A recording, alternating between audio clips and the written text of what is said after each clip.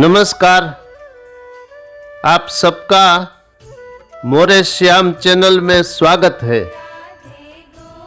एक प्रश्न है, एकादशी के दिन क्या अन्नदान कर सकते हैं कि नहीं? तो इसके लिए हमको शास्त्र की आज्ञा जाननी और समझनी परम आवश्यक है। ये शास्त्र क्यों? क्योंकि भगवान श्री कृष्ण स्वयं बोले हैं। ध्यान दो इस पॉइंट पर। भगवान स्वयं बोले हैं कि हे अर्जुन, अब अर्जुन निमित्त है हम सबका, तो अर्जुन को उद्देश्य करके भगवान बोले हैं कि हे अर्जुन, तुझको अर्थात हम सबको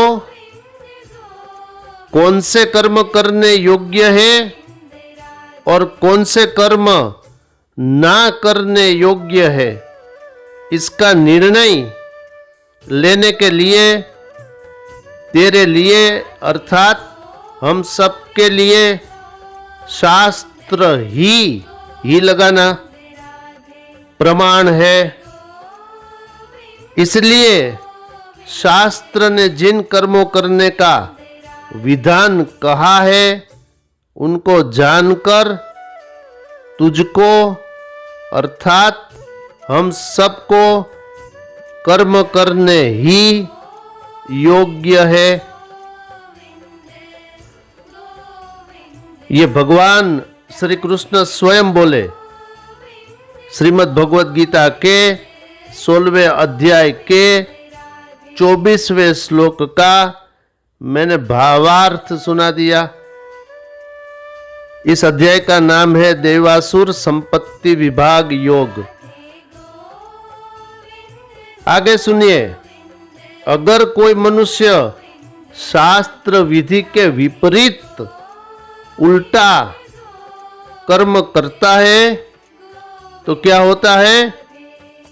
तो उसका भी उत्तर भगवान ने पहले ही बोल दिया है। भगवान बोले कि जो मनुष्य शास्त्र विधि को छोड़कर अपनी इच्छा अनुसार अर्थात मनमाने तरीके से कर्म करता है तो उसको सिद्धि, सुख और परम गति नहीं मिलती ये बोले। अर्थात ये डिसीजन है, नहीं मिल सकती ये नहीं बोले भगवान।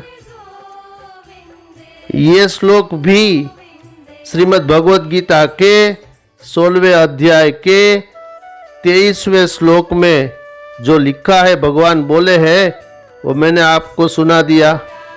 अस्तु, तो निष्कर्ष ये हुआ कि शास्त्र की आज्ञा के अनुसार ही कर्म करना चाहिए, क्योंकि तभी सिद्धि, सुख और परम गति मिलेगी। ये दोनों श्लोक 16वें अध्याय के 23वां और 24वां, ये दोनों श्लोक नींव के समान है। ध्यान दो, जैसे कोई आपने बड़ी इमारत देखी होगी तो उसकी जो नींव है, फाउंडेशन, वो जमीन के भीतर रहता है, प्रायः वो दिखाई नहीं पड़ता, उसके ऊपर इमारत टिकी हुई होती है। ऐसे ही अगर सुख मिलने वाला है, मिलता है, मिल रहा है, तो आप समझ लीजिए कि उन्होंने शास्त्र विधि का कभी किसी मानव जन्म में पालन किया होगा, हो सकता है। अब इसमें बहुत बारीकियां हैं, मैं अभी डिटेल नहीं कर सकता, आप संक्षेप में समझते चलिए। तात्पर्य ये है कि शास्त्र की आज्ञा जाननी चाहिए। तो आइए अब हम एक श्लोक से जो मैंने प्रारंभ में प्रश्न किया था कि एकादशी के दिन क्या अन्नदान कर सकते हैं कि नहीं, अब इसका समाधान सुनिए। एक श्लोक से समाधान मिलेगा, आगे बहुत प्रमाण है, एक श्लोक से समझ लीजिए। तो वेदव्यास कहते हैं निर्जला एकादशी के दिन अन्न, वस्त्र, गौ अर्थात गाय, जल, शैया, आसन, कमंडल तथा छाता दान करना चाहिए। देखो, पहले ही सबसे पहले आया अन्न, यानी अन्नदान एकादशी के दिन करना है, ये शास्त्र कहता है।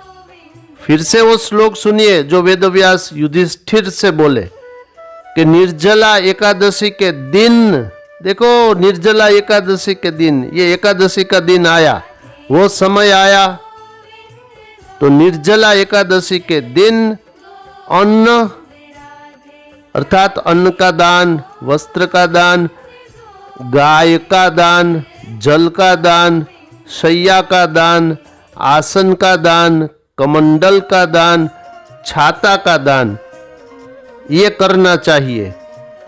अब प्रमाण सुन लीजिए।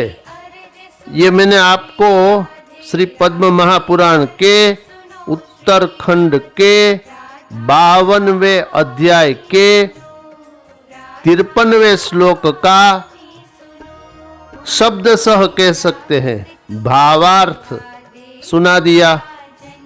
अस्तु, तो अब स्पष्टता हो चुकी होगी कि एकादशी के दिन अन्नदान कर सकते हैं। इस वीडियो में इतना ही।